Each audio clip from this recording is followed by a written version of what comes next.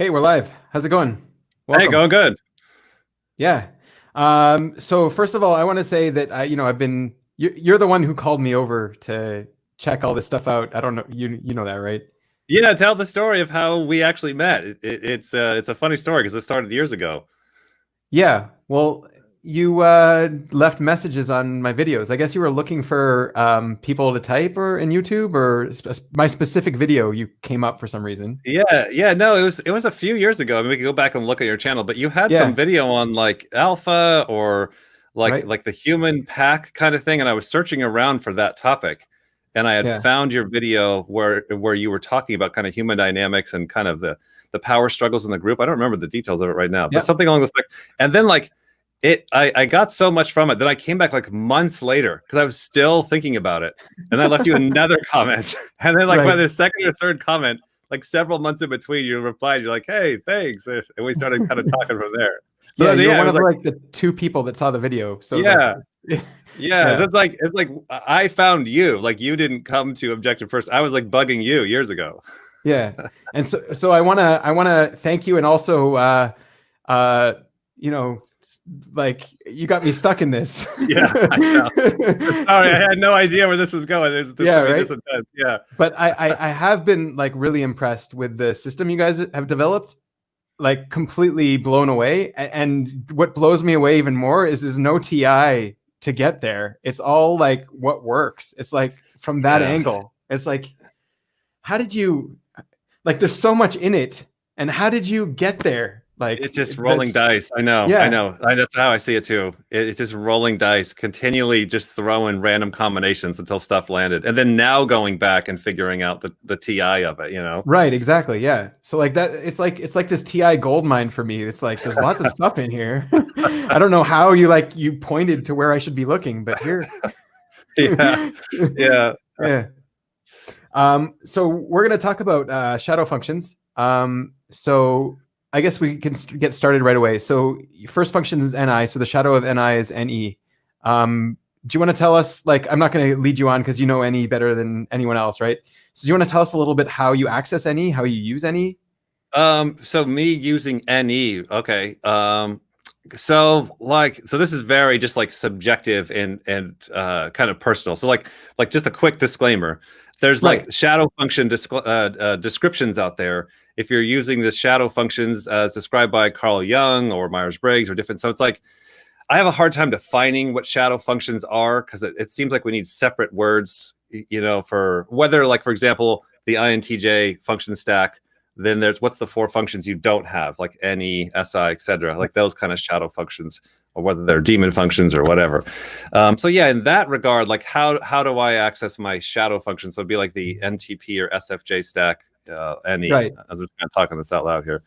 It's like for me personally, I don't care so much about getting into the technical stuff of the shadow functions. I do try and use them for self growth. So it's like Yeah. for me, I always try and combine two functions. So for me, whenever I think, oh, I got to use NE, I instantly think NI SE combination. I got to use the two together, and then from there, I'll look at like Shan or yourself, like an ISTP, somebody that's got NI SE in the middle, where they're rapid firing the two. And from Mhm. what I've seen, they create a very NE-like effect, because they'll be scanning and then quickly diving down into the intuition and scanning with the SE and the NI.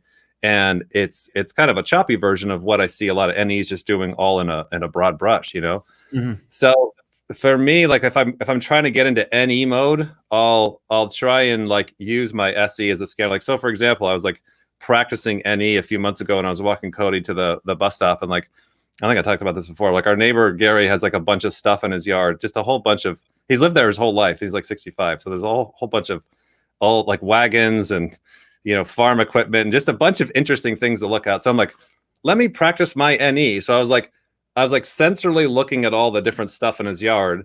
And then there was like a wagon kind of thing. And I'm like, let me now look at the sensory and then dive into the intuition and make some guesses. Why is it built that way? How long has he had it?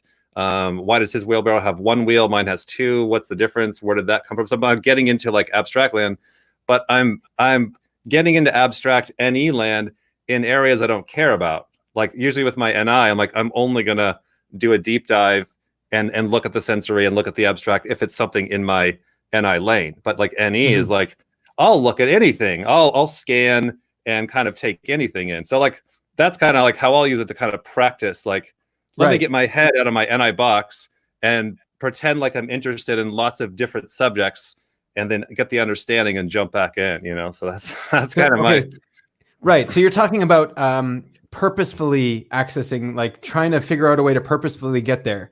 I'm wondering more in like your day-to-day life without doing it on purpose. Do you ever gather patterns?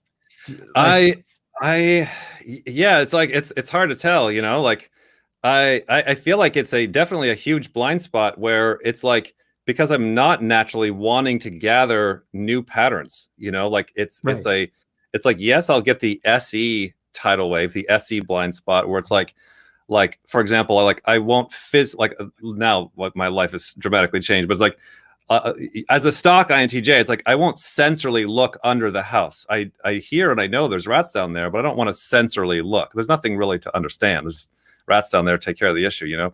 But the not looking in the abstract would just be like, you know, say the big five comes along and it's like, oh, I'm not even interested. Not only do I not want to know the sensory, I also don't want to go in and take the time to figure out the abstract. So it's like there'll be that double kind of tidal wave, you know, which kind of makes sense why we've been kind of seeing it's like really what we see hitting people in their life is a lot of times the demon human need. So it's like an INTJ is going to get hit by a tidal wave of SE. Yes, they're also going to get hit by a tidal wave of NE, which is really just a tidal wave of not looking at something new, whether it's SE or NE, you know what I'm saying? Right. Okay. So you're talking about like just being OI in general, and both of them. Yeah, both of them. That's the biggest thing I worry about. It's not necessarily my letters or my functions. And same with I'm watching other people. Like if we got somebody coming over to work or whatever, it's like I'm not like animalistically. I'm like, okay, how are you going to screw this up? Like how are you gonna cause a problem? It's like it's not so much about which function or letter. It's which human need are they going to not be looking at? You know, if they're an IJ, it's like they're just not looking at the newer stuff. You know, right. Do you see sometimes NE as looking at all of the possibilities that could be coming, like all of the, or is that more NI for you? Like future stuff? Yeah, like future stuff, all the stuff that could happen, that could pop its head up. Like the whole thing with Bill Gates, how we saw this whole coronavirus thing pop up, like that kind of stuff.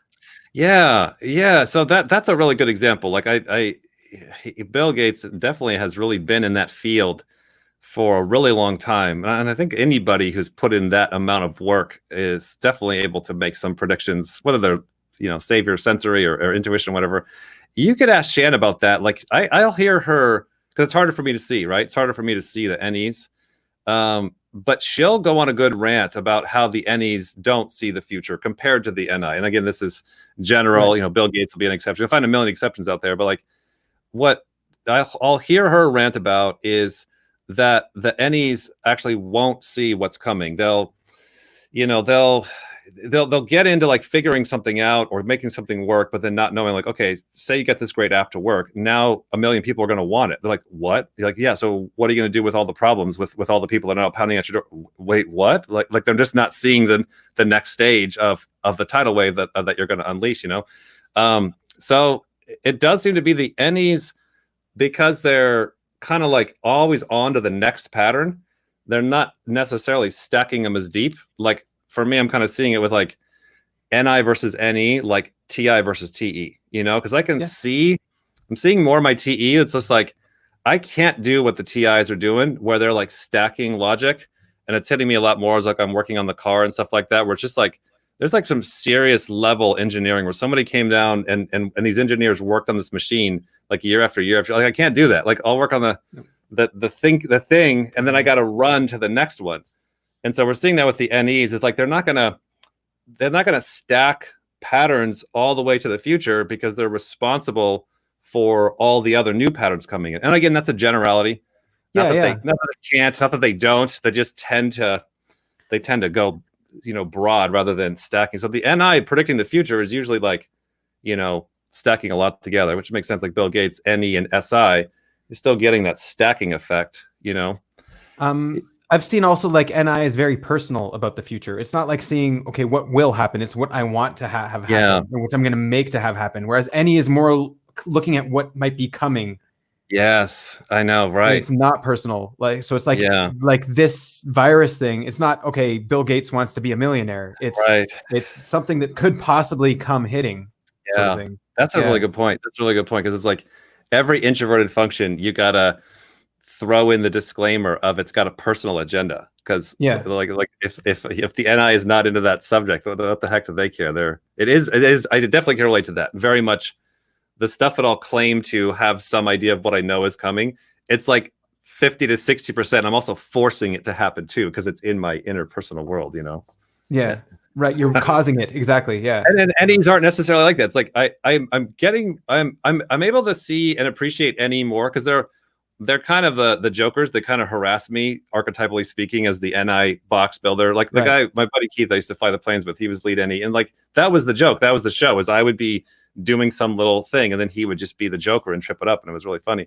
And so it's like I'm understanding and getting more what the NEs are doing by leveraging my TE to my TI.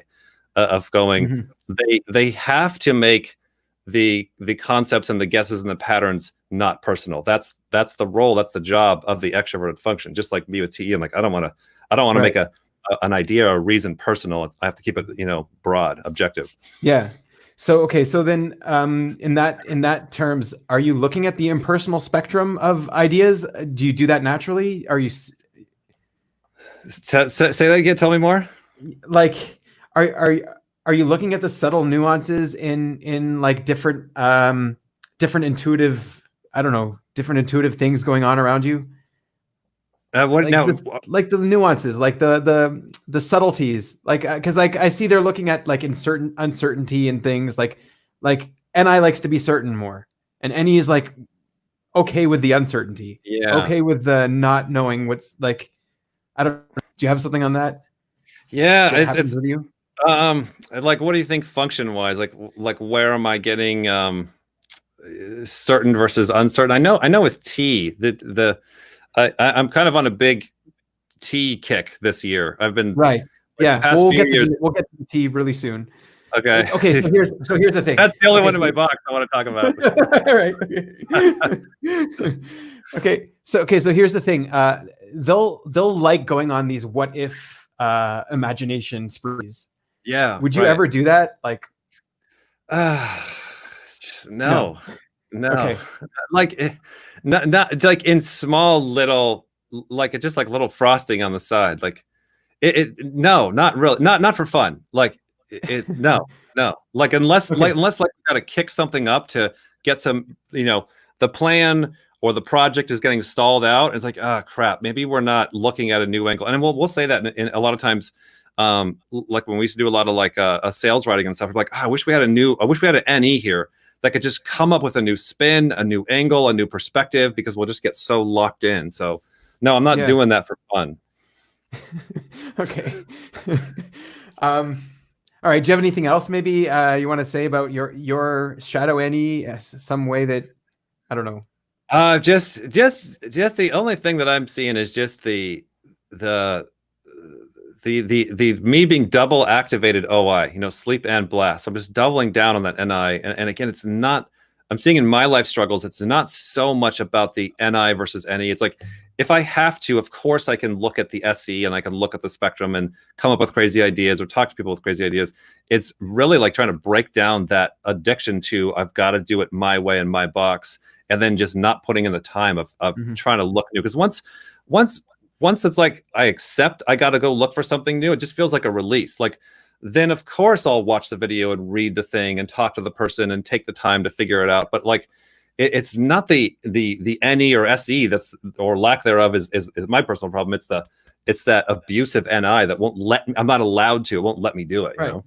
Yeah, like they fight each other because the NI really wants to narrow down on one, and NE is just like, let's stop narrowing down. Let's broaden. Totally. Yeah, I'm seeing that with everybody else too. It's like, like I used to think whatever your fourth function is, you suck at it. It's lousy. It's weak. But it's like once it's allowed to start building its muscle and start building its habits or whatever. Like I see with most people, once they allow themselves to do it, they can start to do the task, whatever that fourth function is, rather well.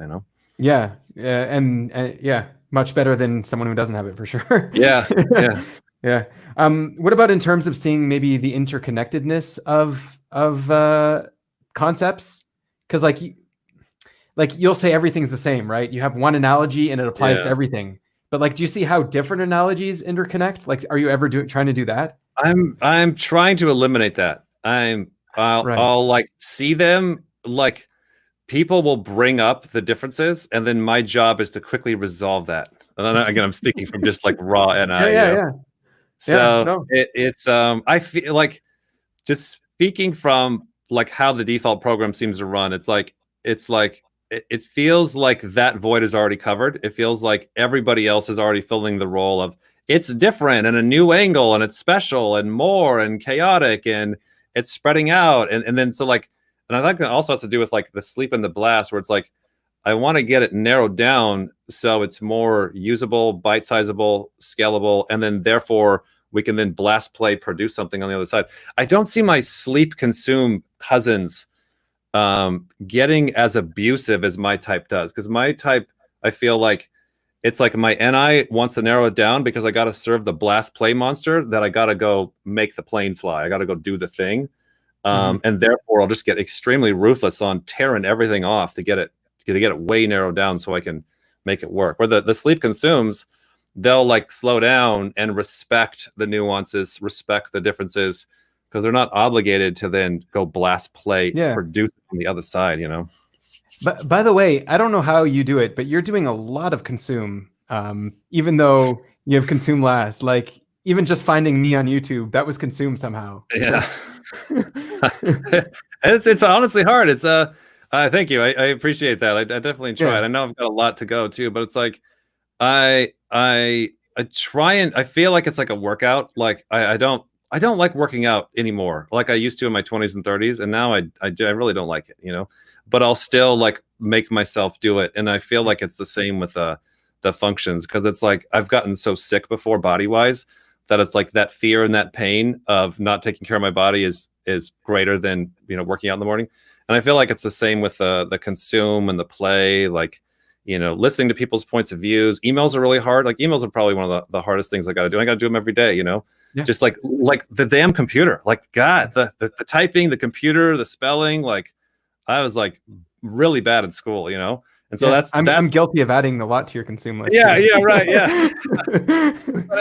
but it's something that, for the sake of not wanting to fall back, because it's like, here's the thing. It's like the biggest thing I connect to at the end of the day is like, as an IJ, and I've studied lots of them, that what my type does is they continue to build up this Jenga block life of whatever it is they're working on.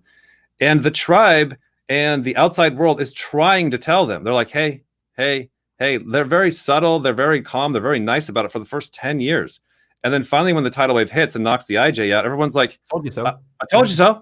So it's, I'm trying to leverage that greater long-term pain to get myself through the daily pain of consume and play and all that stuff. Right. Yeah.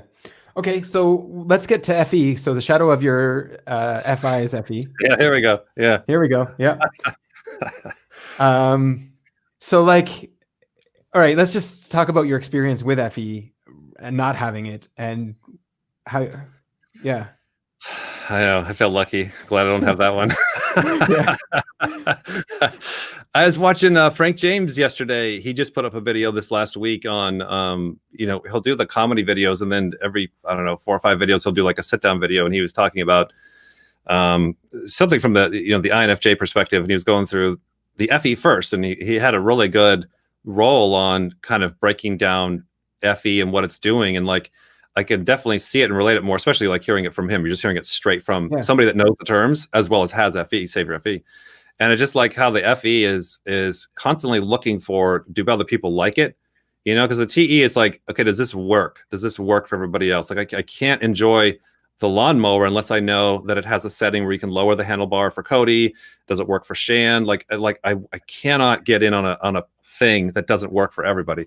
And so I get that. And so like the FE is like checking the do you like. And then like too, like just a side note on that, I don't give a damn if they like it or not. I'll just tell them like, look, this works for you and you're gonna like it. So I'll shove on the and when I see the FEs like taking the time to go, okay, do they like this? Do they like for example, my mom, it's hilarious. I got to be careful if I tell her, oh yeah, we stayed at a hotel and I really like it. And like, I text her that and I'm like, oh no.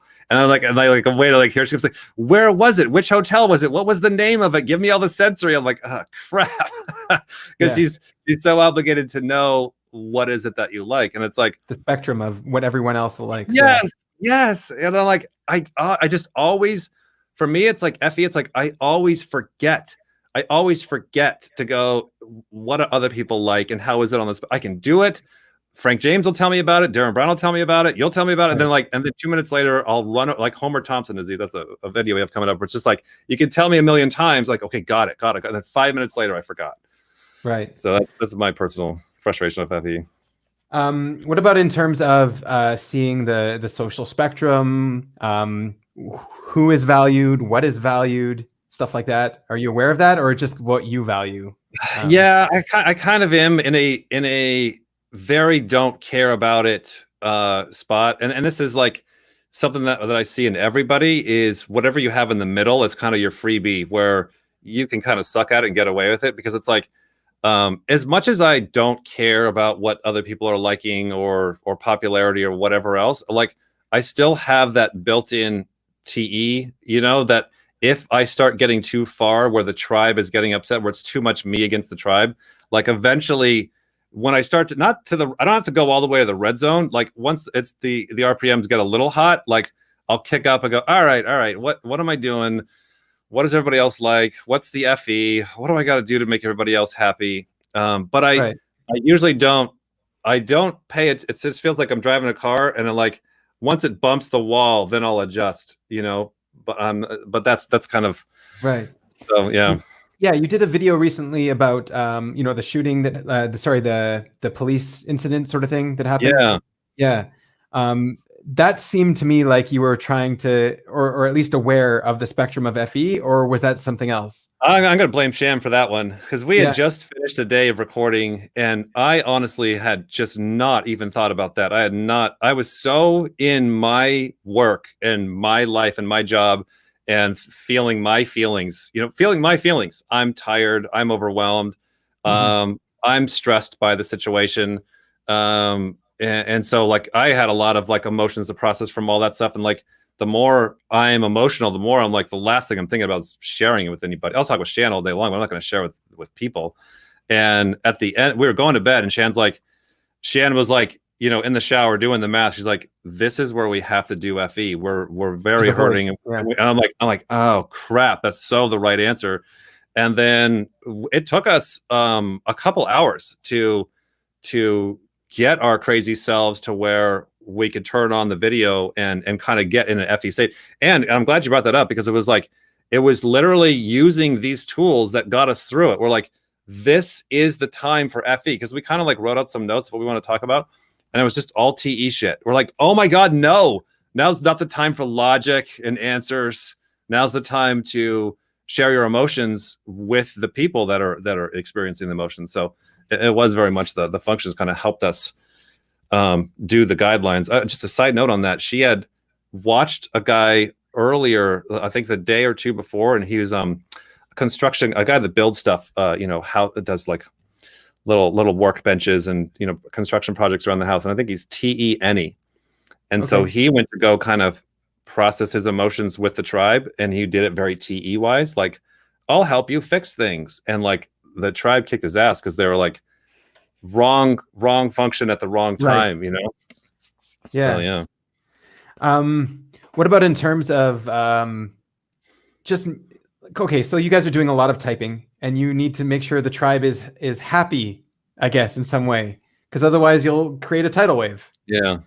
So like you're obviously putting energy, like Effie is a lot about where you're putting the energy. You're putting energy everywhere into everyone constantly. And like, I know you devote a lot of time to everybody that comes through. So I mean, like that also could be a little bit Effie, no? Yeah. And it does. The business, just thinking back on the RC business, it really kind of helped us understand, to get some objective framework, because it's like we'll go through swings. where you'll go through, especially when you're younger, you'll try and please everybody. And then as your business grows or the group grows, like there's always going to be people that are upset and mad or attack you for no reason. But it takes you a while to figure that out because you think, oh, I can solve that or fix that. I can make everybody happy. So then you get to the phase where you're like, oh, I can't make everybody happy. So then you just get to the screw it phase and then you swing the other way, you know? And so it's helped a lot over the years to kind of get I just picture it kind of like a pie chart. Yeah, a pie chart balance where it's like, I'm checking the numbers, you know, because it's like at times, like, you'll get like some like bad YouTube comments or something. And you'd be like, you know what? F this, screw everybody. I don't care. I'm going to just do me. I'm going to roll everybody over. And then like the next morning, you'll kind of swing back from that. And then you get like emails too of like just very positive emails and people that are changing their life and get a lot of those. And then you feel like, oh, everything's great. So it's like, no, like what is the objective number? So we'll use the comments, the likes, the emails. We don't use Reddit or Facebook groups because those are ones that we are putting out. Like those are not the demographic that we're looking to please. We're looking at the people with our emails, phone calls, even the YouTube kind of. So we'll kind of focus on which group has a higher priority, like who our target market is. And then therefore that target market has a higher voting power. It's not that I don't care about what people are saying on Reddit or Facebook, but they don't have the same punching power as this group over here. Well, I mean, it's all interconnected anyways as well. Like, yeah. So like as long as you're putting energy into the tribe, then that's what matters, into making sure. Yeah. And it's a giant mess. It's just a giant mess. It's so hard to do. Like, and so what we're trying to do is set clearly our goals of what our target group is, our target audience, our target, what is doing good. Because Shannon will go through this as well, where like she'll get hit with some bad comments and feel like she's doing bad. I'm like, well, look at the YouTube video. I'm like, it has like 99% thumbs up. Like, don't worry about the super aggressive comment right here. Like, look at that in context.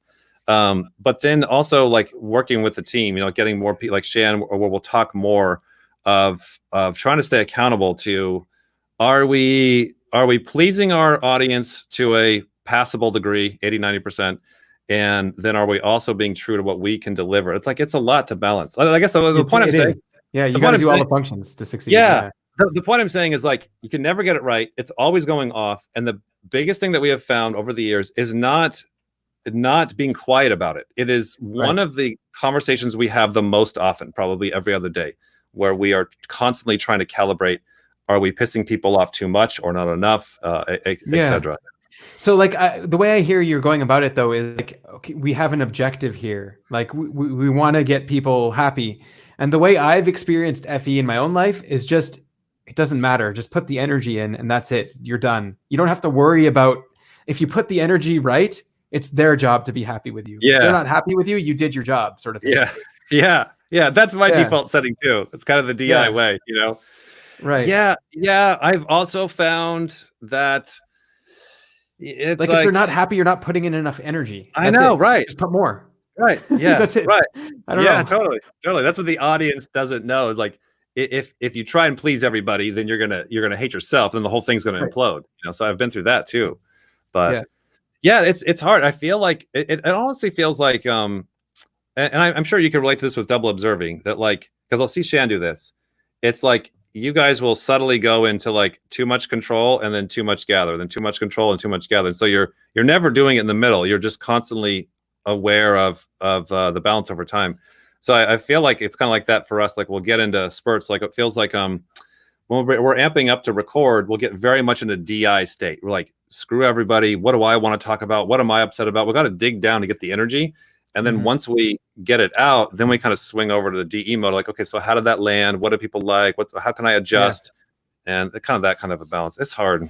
So we have Thomas here that says, oh, hey, Thomas. Objective priorities. What matters objectively? Is that something you guys are trying to focus on as well? I'm not sure the context what he's talking about. Can he hear me? Like yeah, you can hear you. Effie is like feeling is like priorities, right?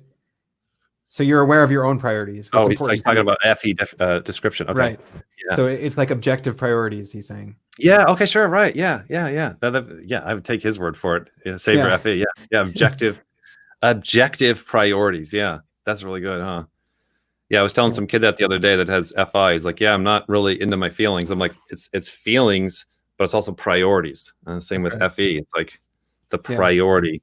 And it's knowing what to prioritize more than what, like what's more important, what's less important. Yeah.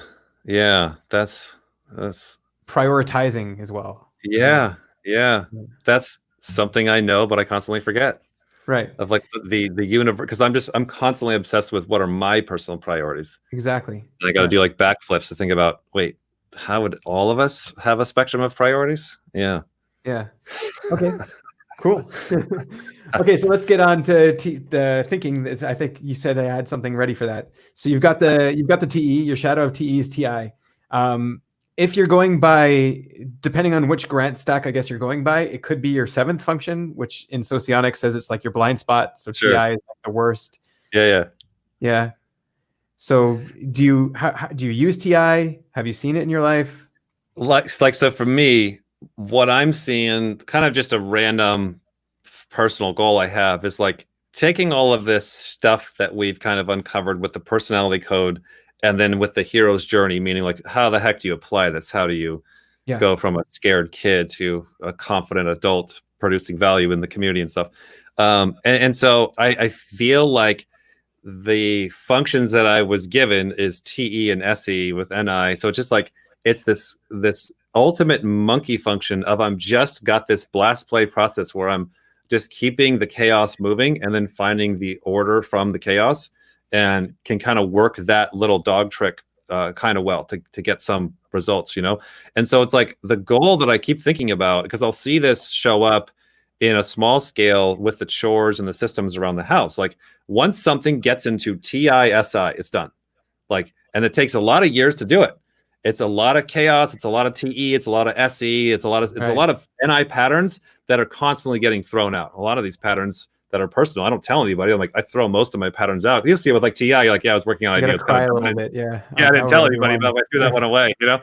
So it's like, I feel like the ultimate is to get towards this, like, I can confidently like put it in a book and stand up against the tribe in sensory and be like, look, I don't care what any of you say. This is how you do it. I will fight you on the T. And then here is all the sensory of the information written out in exact SI steps. And like, that's the ultimate goal. Because for me right now, the sensory and the abstract, it's all very blurry and confusing, and it comes and goes. And same with how you do it. I'll kind of figure out something that works, and someone's like, well, this works for me. I'm like, well, that works for you. Then I'll drop this and drop that. But I see that ultimately that's my personal goal, is to get things into behind. I guess that's also NI as well, looking for a deeper truth. But I mean, maybe more in like a logical way. So are you aware that I think I know what you're saying. Yeah. Yes and no. It's like, what I found, if I take a run at solid truth, if I take a run at solid, how does this work? What is correct? What are the reasons? Right. How does it all? If I take a solid run at that, it's like I'm charging on a mirage or a ghost. Like my brain just goes to water, and it exponentially gets harder the more I run towards that. I'll get little glimpses. I'll get lucky shots, and I'll kind of make some of that. And then if I push it, it just, the feminine demon TE just poofs away, you know? Mm-hmm. And so it's like, so I'm like, okay, wait a minute. Let me try the hard way then. What I'm consciously trying to do, I'm not conscious. I'm like, I guess I'm a little bit aware of what I'm doing, which is very messy, but I'm like, I'm just going to blast play, put thousands and thousands of reps in my sloppy feminine demon TE, and knowing that that's going to conjure up and produce kind of the solid TIs that I can stand on. And again, I'm finally connecting that a lot more this year from systems that we have that are several years old, where we have thousands of hours of reps of tons of messy TE, and then starting to see the TI emerge in those little smaller scales. And my NI is like, wait a minute, if I can do that in these areas, putting in thousands of hours, then I can do it in this larger project over here, you know? Mm-hmm. What about something that maybe doesn't work for everybody, but is true? And, you know, people might need to move in order for it to work for them, because this is the truth. Like, is that something that sounds really wrong? And like, you can break that down for me. Give me an example or something.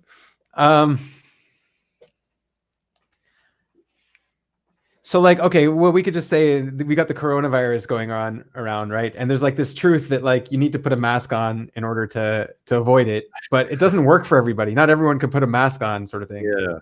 So like, I don't know. It's a bad example, but I mean, like getting behind something like that basically just everyone has to move in order for it to work for them, but it's really the right path. Yeah. So like seatbelts, maybe?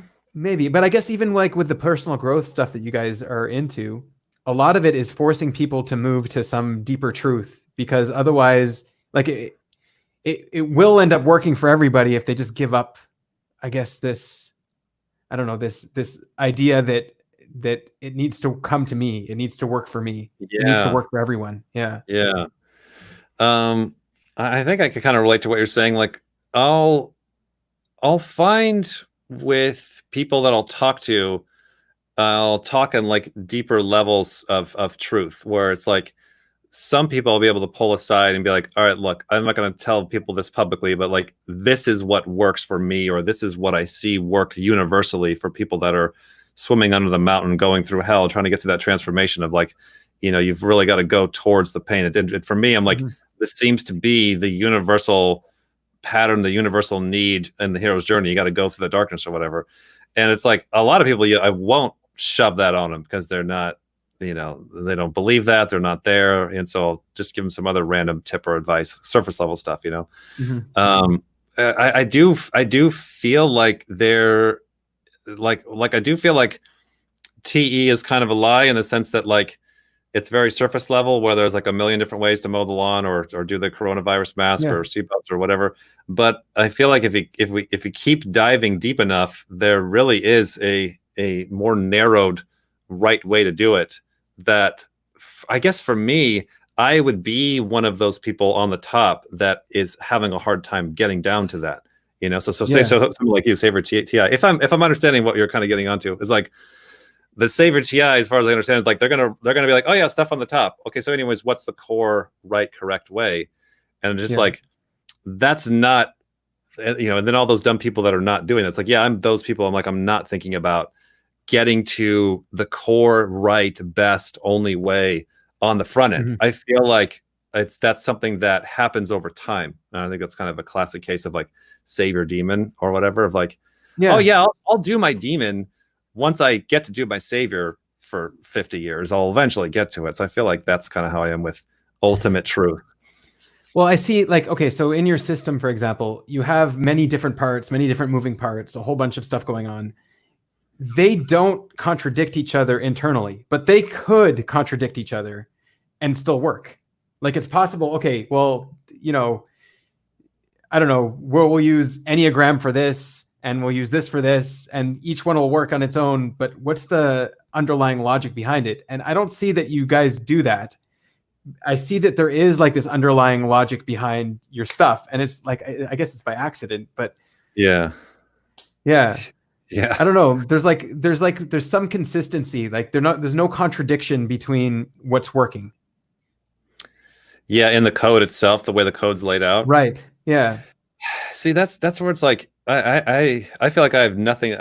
We're not creators. Like I feel like we did not create anything. We didn't sit there on a whiteboard and be like, let's see if this goes here and that goes there and plug in the wires. It's like it's the same thing that I did with RC airplanes. Is like I never studied aerodynamics or books, or all I did is me and my buddy Keith was like, let's put the foam this way and put it that way. And like, because the laws of aerodynamics are very set, like there is only one way to get maximum efficiency if you want to do high alpha or whatever. And I felt it was the same way with the, and then later on, like as we found the most efficient airframes, then we would go reverse engineer, like, oh, this is why the Russian planes have been doing it this way for all these developments. Yeah. Like they're the one that did all the TI on the front end. We just tried a million stupid things. So so that's another good point. Yeah. Like, so introverted functions like to fine tune a little bit more. Whereas extroverted are just fine with whatever's working, I guess. It can be grossly tuned. So like we just threw shit at the wall endlessly. Right. And then like the introverted functions are going to more fine tune. So like what you're talking about with your airplane, okay, we know we'll never get there. It's impossible to get to the perfect tuning. You can always just keep getting closer, right? Yeah. And so I guess that's kind of like the TI process, the NI process is always getting just like a little bit closer. As long as you're getting that 1% every day, that's the Yeah. progress, right? Yeah, and I think ultimately, depending on the subject matter, you can reach completion. You like, I remember with the F-117 plane we had, you know, that angled plane, we would start with the wings wide and we would narrow them in, and then they would get too wide and we get unstable, and then, so we found, you know, we could fight people on the TISI. It's like if you don't have a nose to wing ratio of XYZ, you're screwed. You're wrong. You're dead wrong. It's not a subjective opinion. Like these numbers are set. This is the way that it works. Like we would fight people on that. And it was really fun.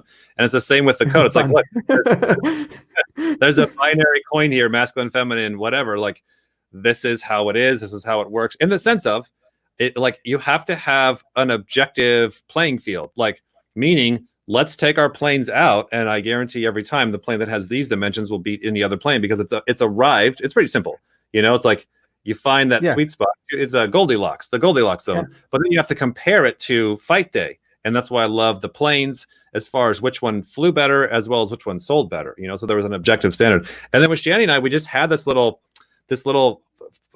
fighter field, this little arena that we could have whatever crazy theories we wanted, like anybody else, whether we just, you know, came up with them out of nowhere or we TI'd the hell out of it for years. It didn't matter. It's like, take that idea and throw it through the testing phase of like, can we get the same type as each other in the room? So that was the refiner.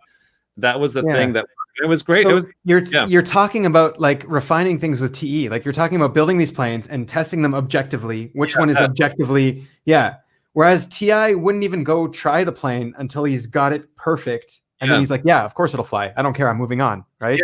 Yeah. So like you do get, I guess I do see how TE does get to that truth. It just takes a lot more work. Like you have to objectively test things, let the best idea rise. Yeah, right. And like, isn't that evolutionary? Like you gotta throw the reps out. So like, I'll go back and forth of like seeing like the extroverted functions is like the worst thing ever. So like, I'll really kind of like not practice, but like I'll simulate. I'll like take that on. Like, okay, so the extrovert functions are the worst ever, and so I'll ride that feeling out or that pattern out for a few days or weeks of like. You know, I'll look at everything bad in extroverted functions and everybody. Oh, they don't have their own opinions. They're never walking in a straight line. They're always changing their idea. They're always jumping on board with everybody. Like, no wonder there's mob mentality. I'll just find everything bad about that. That's the worst ever. And then I'll flip it and I'll go to introverted functions. Especially a lot of times it'll happen like we'll get off the phone with somebody who's like double introverted. And we're like, oh my gosh, this guy is just so whacked. Like doubling down on the introvert. So then it's like introverted functions are the worst ever. And so, you know, we'll play that out and go like, gosh, you really have got to have both working in a perfect balance, which is not real, because it's like you have absolutely have to throw shit at the wall on all the extroverted functions, TE, FE, NE, FE, all of them. Otherwise, like evolution demands that you have thousands and thousands of reps to let the best one soar to the top. Then once it does, you've got to grab that and then introvertedly be like this one, and then really start to build and prioritize it. You know, and this is where. Like with the function flow thing, we'll use the function flow thing a lot, where a lot of times we'll start with the introverted of like, I'm going to biasly say, this is what I want to do, or I think should be done or whatever. And then ride that for a little bit and then jump over consciously to the extrovert. Let's tear it up. And then we keep kind of moving it back and forth, you know, Shanny and I being kind of ambiverts, I think is something that a strength of ours that we try and leverage. Like we don't get too much allegiance to pure extrovertism or pure introvertism, you know. So that's something that I've noticed with, you know. Well, like I think even like in history, you see a whole bunch of successes and failures of the introverted functions, where like some of the biggest blunders in history are always a huge failure of an introverted function, because they came down to something that they thought was true and it just completely wrong. And I guess like the objectivity of the extroverted functions can kind of mitigate that, stop that from happening. So like the guy got a Nobel Prize for inventing lobotomies, for example. So like, you're wrong, dude. Don't lobotomize people. Right. Yeah, totally. Yeah, we're seeing the same kind of thing. But then at the same time, you won't end up with like Einstein or any of like the great successes either. It's like trying to hit that nail directly on the head. You might miss. You might hit a different nail. Yeah. Totally. Yeah, totally. I'm thinking like it reminds me of like growth mindset where it's just like there's not really a desired completion. It's not like a school setting. Like I worked on the project and I got it right and I'm done. I got the award. Class is over. It's like okay, even if you were to accidentally find, discover, create, force, or arrive at the greatest thing, idea, whatever, you're now getting older, you're growing, society is moving on. I mean, I saw this in the RC airplane industry, like, you know, being in it for so long, it's like, you know, once drones came into play, like now nobody wants to fly the planes, they want to fly this. So it's like, even if you get the best flying F-117 stealth ever, which we did, like that whole category, that whole industry is now gone. And so it's like, you still have got to go back to this constant refinement of be in extrovert mode for a long time and then introvert mode for a long time, and like working that. That's something I've noticed is extrovertedness can like, it can optimize, but it'll stagnate in the end. Like you said, the drones will come around and you're still stuck on the RC airplanes. Oh no, we should have figured something out. Yeah. So like the growth mindset, the zenness, it helps break up the obsessive allegiance to fixed mindset / savior demon game. Like for me, it's like I continue to try and get myself in a state that when something new is challenging my introverted functions, or the other way around, whatever, that like I don't have so much ego and savior energy and crack energy into it, that when it's time to shift and move from planes to drones, that I don't have this aggressive built-in resistance. I don't mind if I complain or if I'm slow or if I'm, but it's just that I'm trying to eliminate the resistance. And by setting the goals, the objective mile markers, having teammates, that's what I'll then use to go, am I stuck in the 80s? Am I still stuck on the same old thing? Or am I actually kind of moving this forward? Because that is kind of what I fear is seeing all the stuff that we've seen is like getting stuck on the saviors.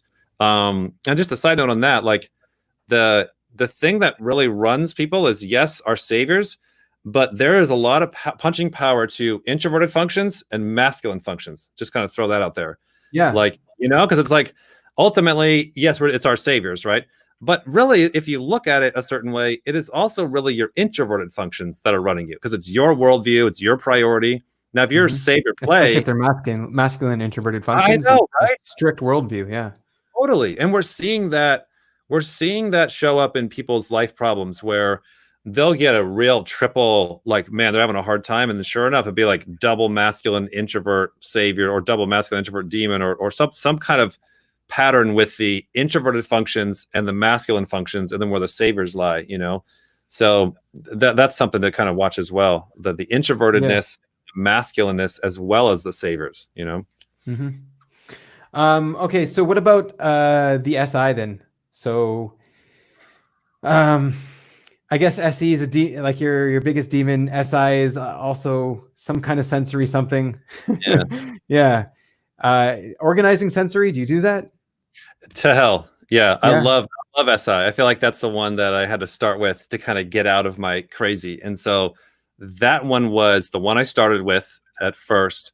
And that's the one like I'm the most happy about, proud about. I feel like I can speak SI. I get it more because when I hear people speaking FE, I feel like I got to like grab my translation book to kind of like keep up, or NE or TI or whatever. I don't speak that language fluently. Like I'm not thinking that in my head. With SI, because it's the one I started with, like, and we're sloppy as hell at SI, like all SIs. Well, that's not true. We do have people come over that are savior SI. They're like, wow, this is really good. You do have, I wouldn't quite do it that way, but you have a lot of you have all of your physical items out in the known. They're all linked together. And there is order to it. And like to get the reward from, I guess that's what I'm saying is like, SI is the function to where I'm getting or both Shanny and I are getting positive emotions from SI. Like, so for example, we had a guy come over this past couple of months, and he was helping me kind of install a new window and a new door in the laundry room area of the house. And so like it was right by the stock room where I had all of our tools laid out in our little same as you, like the little NISE boxes, like boxes, hammers, then all the hammers are in there, screwdrivers, all the screwdrivers. And so we have a whole wall of this stuff. It's all of our stuff. And so he needed tons of tools, and I was able to just grab every tool from every way. And so he's been in construction for a lot of years, and he's like, wow, I've never seen anybody have access to every single one of their tools, never lose any one of them, and have it so orderly. And I was like, hey, thanks a lot. Like that really meant a lot to me. I didn't like let him know, like, oh, this is my life demon right here. This was the hardest thing in the world for me to ever do. I'm like, oh, cool, whatever, man.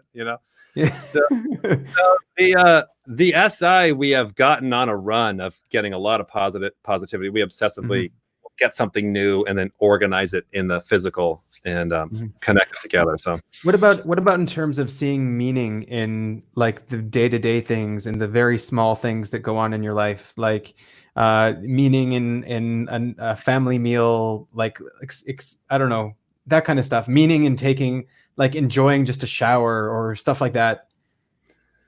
Little like Effie kind of things. Yeah, like so the introverted functions are personal, right? And so for the SI, the sensory is personal. It's meaningful. Yeah. Okay. Right. Yeah. So all of the physical world around them has meaning to it. It's like you said with the tools, like this is my screwdriver that I had in college, and there's meaning behind the physical. So like, is that something that you ever try to look at? Just like, no.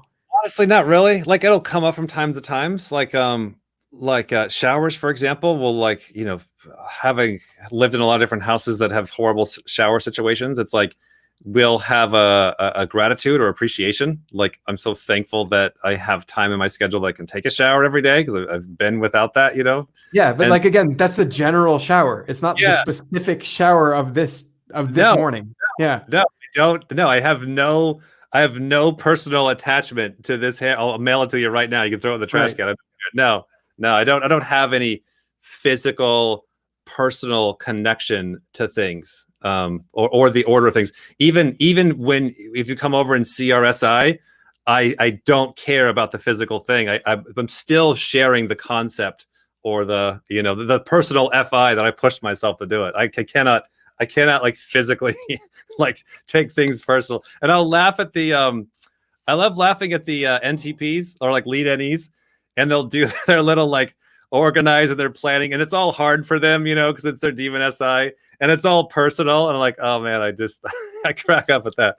So no, I don't personalize things. Yeah. Or like even moments or experiences or things like this. Like, do you have any experiences from maybe your childhood that like are a day or a moment that is really meaningful to you that like, no. I can't honestly think of any like physical day, experience, place, thing, tool that I like. I've got Cody and I have some airsoft guns that we'll shoot together. But see, still, it's like that tool is used for the NiFi. Like, right. I love the time that him and I have and the emotional bonding that him and I have by like we actually take a specific time, not a specific day. Just but it's like I don't get all into the like. I got some pretty cool airsoft guns. I got pretty cool tools and gadgets from the hobby area. I got a bunch of cool stuff, but it's still just like it's just. I'm not into the SI tool of it, Right. Okay. Cool. Interesting. So I guess maybe just in general, which of you? I guess in general, you're saying that your shadow functions aren't really. I don't know. There's not something that you freely access. Are they something that maybe even get in the way of your normal functions? That's a great question. I feel like. What was her name on the YouTube? She the Avery girl. Clara. Clara. Yeah. Effie, where she had talked about that analogy of where like you got to go in the Zelda game and you got to go. Okay, I got to go talk to this person. So she was like using that analogy to kind of connect SI. So using that kind of analogy, I feel like life is like a bunch of little trolls or bridges or obstacles I got to cross to again like throwing out some random arbitrary goal that I really don't care too much about, whether it's a month out, a week out, a year out, or whatever. It's like some kind of thing that we got to get done because like it's in that silly process that forces the need for the demon functions, the shadow functions. Like, so for example, like usually every summer Cody flies down to LA to his dad's house for the summer, but this year with the coronavirus, we're like, you know what, let's make a drive out of it. Let's do a family trip. We'll drive all the way to LA with a 9-year-old that wants to get the hell out of here and go hang out with his brother and sister for the summer. So it's like that's that's going to be stressful. That's going to be hard. That's going to cause issues. And like, that was kind of the point. We were wanting to kind of set that little goal to force us to use Effie, which, oh my gosh, we had to so much, because at the end of 1,000-mile long car ride,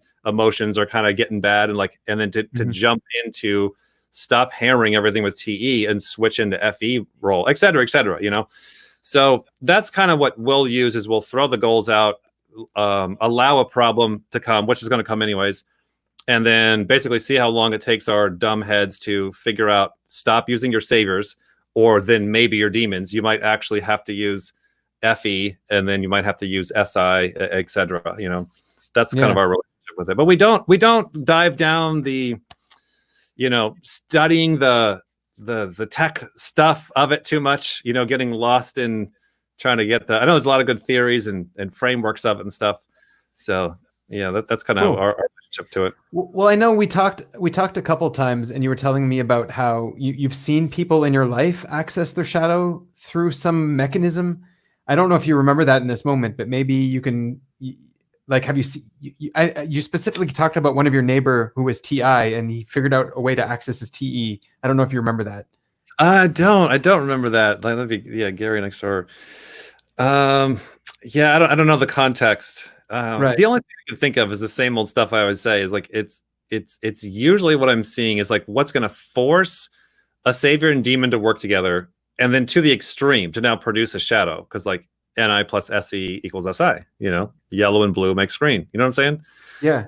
And so it's like, it feels to me that the only time that happens is in some task that is pushing the person beyond what their saviors can do, and they're reluctantly going down the stack to their demons, and then ultimately to their shadow functions. You know. Well, I'm trying to remember. Does Gary have Si? No, he's Ni savior. Yeah. Okay. Because you were talking about him going from TI to NI to get to TE somehow. I don't know if maybe that triggers something. I don't remember what the story was. Yeah. I don't know. And I said, and like, I was just shocked. I was appalled. I was like, wow, you're like, he's just corrupting his TI by doing that. How is he doing that? He's like allowing his TI to do that is like a corruption. It's like allowing it to become impure. Yeah. I guess maybe one time he's got these, so he owns the property across the street too, and it's just a rental property that he has. But there's like these 4 big trees that, from all the extra heat up here, the trees have died, and so he was out there like cutting off. He had these huge extension ladders, 30-foot extension ladders, and he was like cutting off all the branches that were going through the neighbor's power wires. So he was trying to get all the wires cut away, because he was going to ultimately cut the tree down himself and pull it over with his SUV. And so he was trying to like get up higher to cut these branches down. He was like having a really hard time trying to figure out how to do that. And so him and I went over and I started kind of helping him out. And so him and I TE'd out, you know, doing one of these chainsaws on a pole, like just something straight out of like America's Funniest Home Videos, where it's like 2 idiots on a ladder, you know, one guy standing on his shoulders with a long ass pole with a chainsaw. Like, oh my gosh, you know, one of these super dangerous situations. And so like him and I had to TE out that tool on the go. And also what was interesting was like, from that day forward, where him and I kind of like TE'd out, because I went back to my house and I made a little bracket, and I had a small chainsaw and I fitted it on the pole and stuff. And so once we got that done, what was interesting is like, ever since that day, like he's been so much more FE. Like we just saw him today when we were on a walk, and like he'll wave first. Like that's a pretty big deal, right? So like you see him, and like you got to wave, and then the other, like you know, one of these, right? Right. But like we'll like turn, and he's already sitting there waiting, and he's already waving. Like he doesn't have to wave. He can pretend like we often do. Like, oh, I just didn't see. I was looking the other way, right? Right. So it's like ever since then, his FE has connected to us from that TE day. That might have been the story that you're thinking of. It wasn't, but that's a great story, anyways, man. It's weird as hell. It's weird as hell because it's like. It's again, like you throw some crazy task, and like what happens on the other side? Like, I don't know. All of a sudden now he's nice. He likes us. It meant, I don't know. Must have hit his TI. It meant a lot to him. Right. You know. Yeah. Uh-huh. I hope he never finds these videos. It's like he has no idea. Why you're saying great things about him? It's great. I know. Yeah. He would not wave at me anymore. He's Okay, like, we have a question here. Oh, sorry, go yeah. ahead. Oh, go ahead. If you could ask Dave about TI build on logic, I remember TI future prediction like NI. Could he expand on that? TI truths that can be used to blast to outside world. I don't know if you got something out of that. TI to build on logic. Yeah, TI predicting the future like NI. Yeah, just the thing that hit me with TI was what was mentioned on the YouTube video or whatever with the airsoft gun. And the same thing now as I'm working on like the car engine and stuff, like seeing the deep dive ability to figure out, build, and make something work to an extreme degree where you have gearboxes and tubes and pipes and ratios and like so much to think through. And like what comes with that is like, of course they then know, oh yeah, that's only going to last 100,000 miles if you do it that way, you know, from the experience of all the working logic of the parts. The TE is just like not put in enough reps on the thing. Like I don't know when that metal is going to fatigue. I haven't worked with it enough. I'm aware of it, but then I got to run away.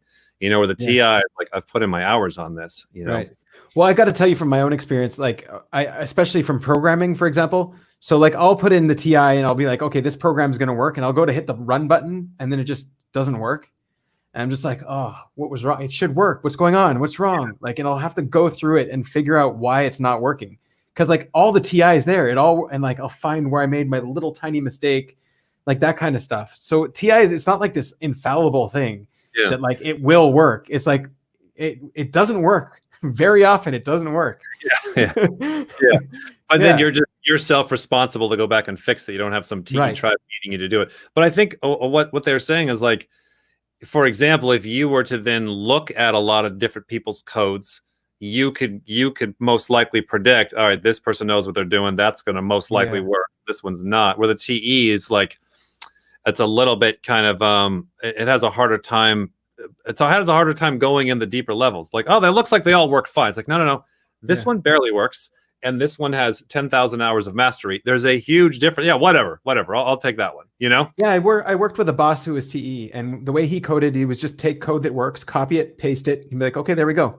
Yes. Done. Yes. That was our old website. Yeah. Right. Okay, so I don't see really any questions in the chat, so we can sign off, I guess. I really appreciate you coming out and talking about shadow functions. I know like you don't really do too much of it. You had like a couple YouTube videos back in the day. So it's good to hear about that a little bit. Yeah, thanks a lot, man. It's really great thinking, you know, kind of diving into the workings of this stuff. I really appreciate it because I feel like a lot of the stuff that I'm doing all the time, I don't have a lot of time to really stop and think it through. So thank you so much for setting this up. Okay, awesome. All right, thanks, man. All right, man. See you, everybody. Thanks for coming. Bye.